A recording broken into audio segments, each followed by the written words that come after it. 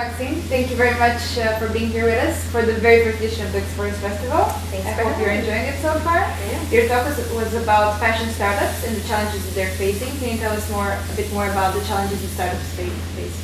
Sure. So the fashion startup that I'm here representing, I'm the co-founder of a company called Zady, and we're the lifestyle and shopping destination for the conscious consumer.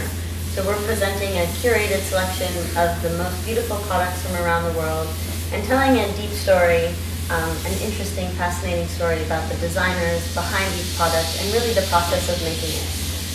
In addition, we have a feature section of our website that digs into the lifestyle of the conscious consumer. So whether it's about an article on work-life integration or an article about a beautiful bamboo house in Indonesia, it's all kind of to inspire the idea of the conscious consumer.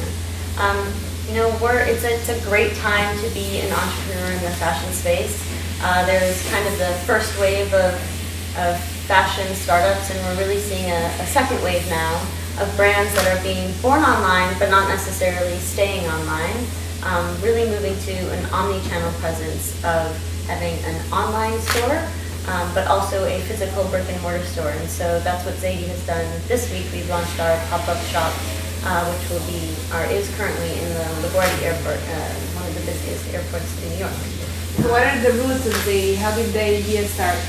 So the idea started from growing up with fast fashion and seeing, learning about the effects that the lifestyle that we've gotten accustomed to over the past decade has really had on the workers who are making the clothing under kind of slave-like conditions, to the environmental impact that buying so much clothing has had, the waste associated with having an ever-revolving cycle of clothing, and then also just kind of feeling like we're getting screwed out of the deal.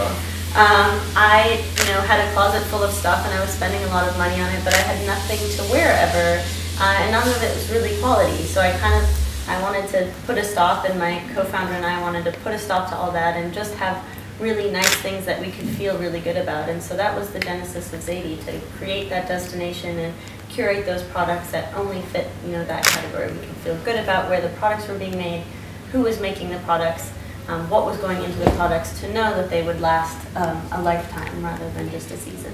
Do you think it's difficult to spread ideas that aim at a social impact? Pardon? Do you think it's difficult to spread ideas that aim at a social impact?